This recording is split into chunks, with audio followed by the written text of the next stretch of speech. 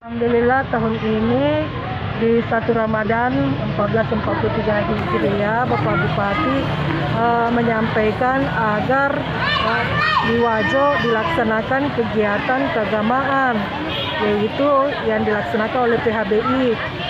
Karena PHBI juga adalah organisasi atau lembaga yang ada di bawah pemerintah, menyampaikan keinginan Bapak Bupati ke AKPAI, yaitu Asosiasi Guru Pendidikan Agama Islam Indonesia Kabupaten Wajo, dan disambut gembira oleh para pengurus AKPAI. Bu, ada berapa jenis lomba yang dilombakan? 6 lomba.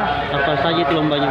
Kalau tidak salah ada ceramah agama, kemudian yang kedua ada hifdzul Quran, kemudian ada tilawah, ada hafalan Quran, lagu religi, yang satunya nanti saya kirimkan Pak Safar untuk.